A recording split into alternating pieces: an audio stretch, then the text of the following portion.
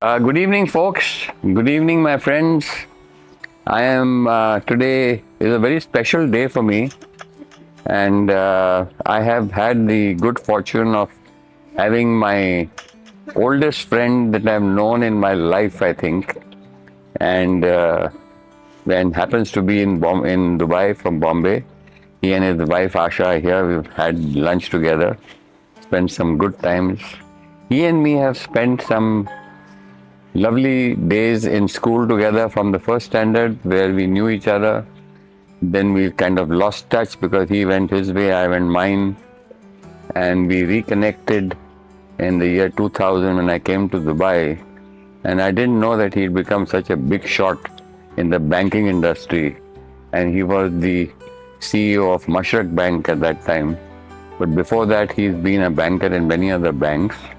I am so happy and proud to have known him, and I'm blessed to have him as a friend. I'd like you to introduce you to Mr. Steven Pinto. And Steve, it's good to see you, and I'm lucky that you're here today and I can catch you for posterity and we can sit and chat about our good old days. Sure. So I would like you to say something and tell me about your journey from school, what you did, because I'm kind of, there's a gray area where we didn't meet for so many years. So what all did you do with which bank? Because I know you were with so many banks and in holding very high posts. I'd like you to talk about that before we talk about ourselves. Sure. Well, hey, Rajan, this month I turn 80. And I'm behind you. sorry, I'm behind you. you can run but never catch up, at least in this race. Yeah. So it's been a long journey. And it's true, actually, when we were in school, you were one of those guys who lived larger than life. And it's good to see that you continue to live larger than life. Yeah? Yeah. And Just, very few people can do it with some credibility and carry it off. Yeah? Because a lot of people, when they try to live larger than life, end up tripping on themselves. Yeah? Whereas I think you handled it exceedingly well. But even going back to school, I remember you as a larger than life guy. You were the guy on the badminton court. You were the guy in the traffic police. RSP, head of traffic, RSP. That's road right, safety carrying patrol, those flags. playing And whatever. cricket for the school. Whereas we guys had to scrounge our way in those days. Eh? But it's been a good journey. We also did the 4 years in college together. Yes. But after college, I moved on. You went into a business career almost immediately. Whereas Yeah. I went to business school for 2 years, and started work. I joined Phillips, which in those days was a good name multinational company in India. Yeah.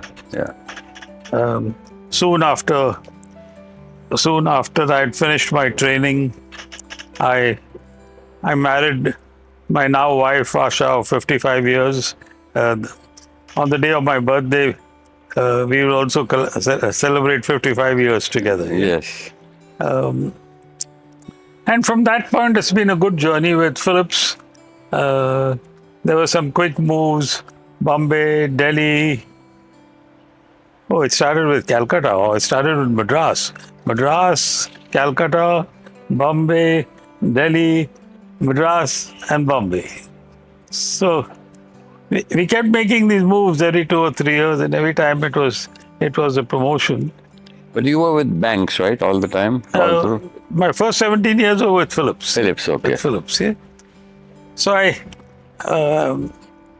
was the general sales manager for consumer products at Phillips when all of a sudden I had this chance meeting with a guy who had come from Venezuela in Citibank. His name was Jerry Rao, was an Indian. Very young guy, he was 31, 32 and I was almost 40. And we were sitting and talking, and they were just setting up this whole new business for Citibank in India. There's no such thing as consumer banking in India in those days. Yeah? So Citibank was going to be the first consumer bank in India. And while we were sitting and talking, he suddenly asked me, he said, "Why don't you join us?" Okay. And Citibank was a great global brand. Yeah. And this was a wonderful opportunity because it was a startup. Yeah? And Citibank, they made it absolutely worth my while to leave Phillips and join them. Yeah? And it was a good journey with Citibank because I did 2.5 years here. I helped incubate all the businesses that they started, from a non-resident business to an Indian business, auto loans, personal loans. So it was a good journey. In about 2.5 years, with the success, I was asked to go to Korea and replicate what we had done in India. Okay. So I was actually one of the first people not the first person actually, from the Citibank Consumer Bank to move outside the countries. So on a completely expat basis, I moved to Korea. I was there in Korea for 2.5 years. Highlight of Korea was the Olympics of 1988. Yeah. And we had a lot of friends who came to Korea for the Olympics. So every evening they used to come home looking for an Indian meal and a place to sit down and sing. And then about 8 months later, we also had Zubin Mehta and the New York Philharmonic Orchestra come. That's great. The city used to sponsor the New York Philharmonic around the world. Yeah. So I was privileged to play host to Zubin and his wife. Yeah. And Zubin was one of those guys who, world famous conductor. But it was amazing. The story he told me was he does not eat on the days that he performs. Oh, is it? And he drinks only Evian water. Okay. So we had to run around Seoul to find somebody who has Evian water. And we had to buy cases of Evian water. And the other thing he needed to do, so in a day of his performance, he used to lose about 7 to 8 pounds. So this physical It's a physical effort, performance was very demanding. Yeah. And at the end of the day, he wanted to eat Parsi food. Now, to find Parsi food for this fellow in Korea was something else. Yeah. So Asha said she'd figure out something, and we found one solitary Parsi lady in Korea. So Asha got hold of us, and between the two of them, they would cook up a Parsi storm every day. Okay. And after the show's over, while we would have a gala event in the evening, the president of Korea would come, the prime minister would come. This guy, within half an hour to 45 minutes, he would say, "Let's go. Let's go. I'm hungry." So, "You're supposed to be here. You're supposed to be the guest of honor. So, no, let's go." And he would come home. He would bring half a dozen of his favorite musicians every day. Yeah. And they would sit down, and he would eat enough Parsi food for one large Parsi restaurant by himself. So that was Korea. But 2.5 years later, my boss's boss, who was sitting in Singapore, had just taken over the Middle East. And he was very keen to expand the business.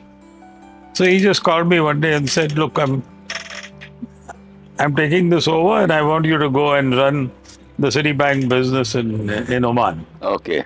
So we moved to Muscat in Oman because I could never say no to him. Okay. Muscat was probably one of the finest and greatest surprises when it comes to being a place to live in. Yeah. For somebody like us bringing up a family. And a lot of senior people in Muscat, other than the locals, were Indians. Yeah. So the work was tough because the bank was losing a lot of money in Oman, and I had to turn this around. The good Yeah. news was it turned around within a year. Yeah. But alongside that was the social life, Yeah. which was parties 3 or 4 days a week Okay. at different people's homes. We had a very nice home. In those days when it was not usual to have swimming pools, we had a swimming pool in the house. Yeah. And it was a nice long stay. We did So how about many 4 years were you in Muscat? About 4.5 years. 4.5 in the first stint. Okay. So 4.5 years later, Citibank asked me to move to Singapore. Okay. So we moved to Singapore, and I was doing a whole Asia Pacific, Middle Eastern role for our credit card business. Okay. So while we lived in Singapore and we had a very nice apartment right there at the corner of Orchard and Patterson, I used to spend about 18 days flying around. Okay. I discovered the joy of melatonin because you required that You did, yeah. to keep your sanity on the sleep front. Yeah. But Singapore was a very nice stay for 2.5 years. And then I was asked to move to Japan. Oh my God. So we moved to Tokyo With Citibank. with Citibank. And Tokyo was also a very good place. In fact, we were one of the rare people who were able to rent a 2-level house in Tokyo, because the housing in Tokyo was very small. Everything very small there. So we were lucky to get that. But then just about that time, I got a call from the finance minister in Oman, and he had just bought Grindlay's Bank in Oman. Okay. But Grindlay's was a very small bank. They had 2 branches. So he called me and he said, "What are you doing in Japan? If you're going to become president of Citibank, you stay there. But if you're not, then you come and become the president of the bank. We can create a new bank in Oman and let's make it the #1 bank in the..." Okay. And he made it worth my while Yeah. to consider. I was a little over 50. Both my children were in America. So I said, this is a good time to take a punt and break out and do something on your own. Yeah. So I moved to Oman again for a second stint. Okay. And that was a 3-year stint at Muscat. This is with Grindlay's. No, it was originally Grindlay's. Uh, We set up a second bank, and then in very quick succession, I bought a third bank. So basically, I ended up with getting 3 banks merged together, okay. and it was called the Commercial Bank of Oman. Okay. And it became the #1 bank for a while when we first set it up. Yeah. That's been your specialty, Steve. Wherever you've gone, you've turned around the banks into I was profitable and very successful business I was going to ventures. tell you that. That's been your forte, I think, and you've been.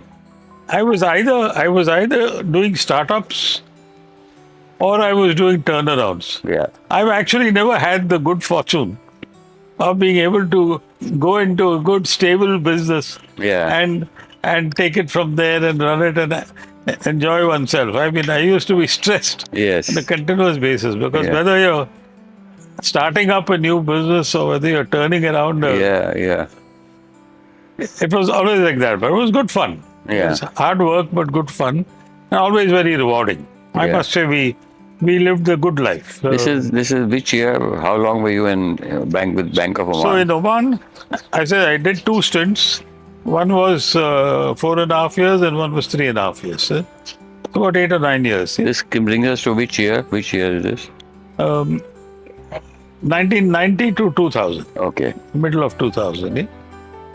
Then in 2000, unfortunately, the minister got into a bit of a spat with the ruler of the country, and in an autocracy, you don't argue with the ruler. Yeah. He was one of those brilliant Omani men, very brilliant. Yeah. One of the rare chartered accountants in Oman among the locals. So we ended up having to give up the bank, and actually the Sultan's ministry owned a bank, took us over. They bought it over. I came out laughing because I had a very good contract. So, although it was only 3.5 years, I got paid for a lot more for that period. Then the choice was, now what do I do with life? And we had several choices. But in the end, I decided to move to Dubai. Citibank actually wanted me to come back and move to Geneva to run the Middle Eastern private banking. But I chose to move to Dubai, and I came to Mashreq Bank. So when I first joined them, I was the chairman, I was the CEO of the finance company that Mashreq Bank had. But then 3 months later, Abdulaziz and I got along extremely well, and he saw what was happening on that finance company, which was already being turned around. I remember when you joined Mashreq Bank, it was in the red. Right. So then he asked me to take over the entire consumer bank. So I was doing the finance company and the consumer bank. And yeah, that was a turnaround, because from being a well-positioned bank, it had suddenly started going down and going down rapidly. Yeah. So yeah, I took it over, but that turned around very rapidly. Yes. So by the time I was done with them in 5 years or so, the bank was at its best, running well. Of course, now it's absolutely taken off. Without Now guns, but you are the key figure in turning the bank around at that time, and that's the time when I think I had just taken over when you arrived. When I arrived, and I got. And I was saying, am I seeing this right? I haven't seen this guy in how many years? We didn't meet after school or college. After that, we went our ways. And it was sheer destiny that I bumped into you, and I got to know. And when I remember walking into your office, and you wearing those. I used to wear suspenders. Wearing suspenders, this jacket hung on that rack, and I walked in and I say, "What the F are you doing here?" She said, "Boss, I'm the CEO of this company. You better show some respect." I said, "I'm sorry, but we took off from where we left off in college." But that was a great meeting, and it changed my life, for me at least. I just had to make a couple of calls, and they opened your account. Yes. And I had just come in. Which was very hard for a startup business. Yes, I had just come in 2000 and just started a business, though I had a running business in India. But I had taken a decision to start something because I was getting a little fed up with my Indian operations for various reasons. And I thought, let's find there's got to be a better way to live. So I just took a chance. And I think you were responsible for, at that time, coming to my rescue and helping me with the bank facilities, which I had nothing to speak of, no collaterals, no nothing. And you gave me an open blank check. And I remember you called your guy Darius, and that time and said that, listen, whatever he wants, give it to him, and I am the guarantee for it, don't worry. You gave me a limit of 15-20 million in those days. When I was absolutely astonished to see that, and the support that you give me, and I am where I am today because of your help at that time.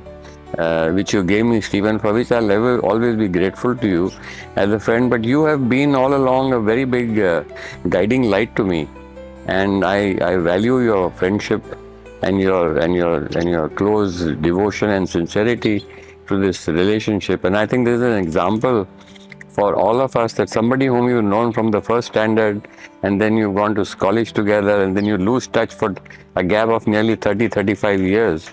And then you come together, and I meet him at Mashreq Bank, and then whatever he did for me was something that I can never forget and never really make up for it, because you helped me get on my feet in Dubai when I knew nothing. So from that angle, coming back to the current situation, and since then I've been here for 25 years, and I think then you left Mashreq and you went to Bombay with RAK Bank or something? I went to Bombay for 6 months because this dearest friend of mine had passed away. And I was the executor of his will. Okay. So we took a 6-month break and went to Bombay. And the CEO of ADCB Bank, who was a friend, said, we have this bank in India, go and take a look at it. Yes. I said, as long as I can do it for 6 months. Because I already had an offer with GE Finance. to take over as a CEO Yes, here in Dubai, for yeah. the Middle East in Dubai. Yeah? That you came here So and joined. I came back in about 8 months. Yeah, I yeah. came back in 8 months. And then GE Finance, I think, didn't really. That was actually a 4.5 year stint. But very tragically, after the whole place was set up, it was hard work setting up that I business. know it was on Sheikh Zayed Road, I remember. 2008, 2009 happened. Yeah. And for all things, GE Finance collapsed Oh, globally because they Okay. were very leveraged. okay. So they started selling all the subsidiaries. This was Okay. a subsidiary because it was GE and Alpha Thames. Okay. So then Alpha Thames made an offer to buy it, and I stayed on until the entire transaction and transition from GE to Alpha Thames happened. Yeah. And on the day that happened, Mr. Omar Al Futtaim called for a meeting, and we met at his majlis in Festival City. And he said, "Will you please take over as the chairman of a supervisory board for the Oman Investment Bank, which was owned by the Al Futtaim, as they were the major holders." Yeah? And he said, "There have been some not so good things happening there. So I just want you to go in there and turn it around." So I did 1.5 years with Oman Investment Bank. And you turned it around. And it was turned around. So once it was set, and then I told Omar, now you just need to have a decent CEO to run it. It's all been set. And that's when I left. And then we had to make this decision of where we were going to drop anchor. Of course, left to my wife, we would have never left Dubai. Yes. Dubai was a fine place, and we lived a good life here in those Yes, days. I The know. corporate life was a good life. Yes. But I had to persuade her that in the end, I'm the guy who has all the visas and everything else. So if something happens to me, and I was 67 years old then, where will you go? How will you get a visa? How will your maids get a visa? How will your drivers get a visa? You'll be left high and dry. And I'm not saying I want to die tomorrow, but what happens if? So let's move back to India. We've always stayed in touch there. We even had a nice place there. So yeah, very grudgingly she moved, and we moved back to Bombay. Very grudgingly is right. Very She was grudging. telling me today that she's moved 25 times, and I've Total been number of moves since we've been married, yes, is about Yeah. 23 times. 20. Yeah. And I've been trying to convince her to come back to Dubai because Steven's heart is still in Dubai, and she's skeptical about moving back to Dubai. And I hope I can convince her to come to Dubai back again. But I hope Asha listens to me. I'll count on your power of conviction too. I don't know. I think I've made a point with her, and I've talked to her today, and she's listening. But I think I could convince her to come and be back because I think it's for the best after everything you've done. And we're all at that age where we need to finally set anchor at some place which is safe, good quality of life, no taxation and everything than whatever you're doing or you've done in Bombay. And I think you've done the wisest thing by selling off all your properties and moving into a rented place and cashing out on all your Yeah, we did assets. that because both our children, my son Children are both settled in son is America. 52, our daughter is 48, and they finished high school in an American environment. Yeah. They moved and did university Yes. in the US, and they're both US citizens. Yes, and I think you've done the right thing by moving and liquidating everything because, God forbid, if something happens to any of you, the children coming back to India to get what is due to them in terms of property, assets, and everything is is hard. going to take.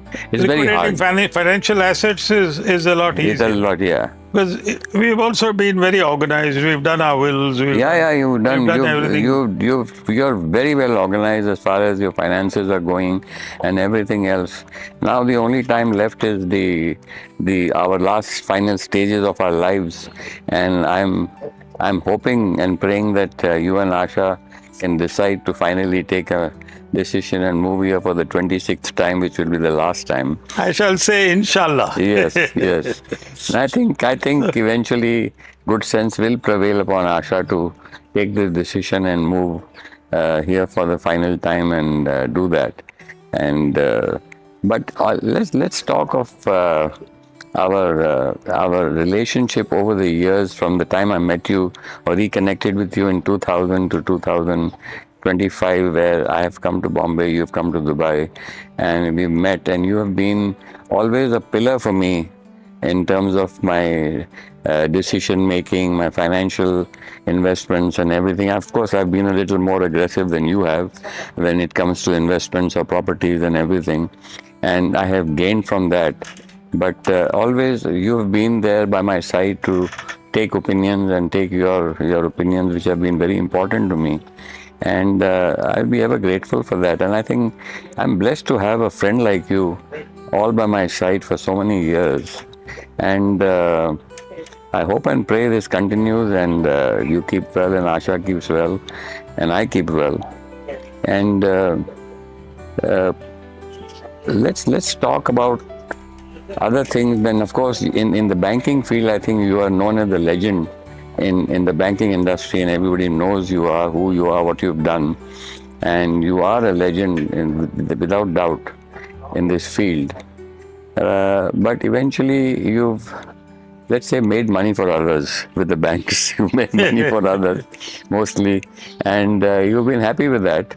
But I think now with your age and your financial capabilities, I think the only thing left to do now is to take a decision to move here and make a little bit of investments which are good and live a happy life here, because I think Dubai is the best place in terms of quality of life, and taxation and everything else is facilitated for you here because of the environment and the ruler here who has given us all a good life, which I must thank him for. And I just hope that you take this step and move here so you're closer to us, and you have friends whom I've met at your place in Dubai who are very well-known friends and good people, and you have a set of good friends. You're both very good-hearted, open-hearted, and sincere people whom you very rarely meet in life today, in today's life. A real friend, a real brother, a real honest integrity who tells you on your face what you are and what you're doing right or wrong. And that is what I value most, Steven. And I'm so happy and blessed to have met you today and been able to talk to you today. No, it's been a pleasure. We've always connected every time I'm here. Yeah. Our visits are not as frequent. I think we come down here once in 3 or 4 months. That is because of your medical issues. You come here to get checked up. For one thing, yes, it's interesting, but my GP of all the years is Dubai based. I don't have a GP in Bombay. Yeah. So, yeah. So basically, these are all the reasons leading to your decision to move here. And yes, and I'm going to take Asha in for a while, after a little while, to talk to her and get her to talk also. But I'm once again very thankful to you for having been here and participated in this podcast. And I'm sure a lot of people who hear this or see this podcast will have a lot to learn, that what friendship is all about, and secondly, what a person can do, especially in the banking industry. What he has done, I think nobody has been able to do. And I would thank him for it, and God bless you and Asha. Thank you so much for being here. Thanks, Rajan. And all I can say to you is, we are at a stage where looking after our health is the most important thing. It is. You've had some challenges. I've had some challenges. We've all had challenges. And very slowly but steadily, the parts are coming loose. Yes. So we got to try and tighten them the best we can. Absolutely. We're all at that age So today. I would say put our health above everything else as a priority. Yes, that's right. So, and the most of all is to take least of stress on yourself, because That's the silent killer that we all have, and live a stress-free life. And we've been there, done that, all of us. And all now, what it counts is to have your closest friends close to you, and spend time and enjoy life. That's it. Sure. Thank you so much, Sure. Steven, for being here. Hey, thanks a lot. It was good spending this afternoon with you. Thank you. We are off to Bombay again tomorrow. Yes. So if we don't see you at the end of this month, Yeah, it's an anniversary. it's a big celebration because it's my 80th 80th. and our 55th, both of the wow, same day. that's a great occasion. Hopefully you'll I surprise would us. love yeah? to be there. I would surprise you without telling you. Hopefully you'll Yes. surprise us. Thank you so much.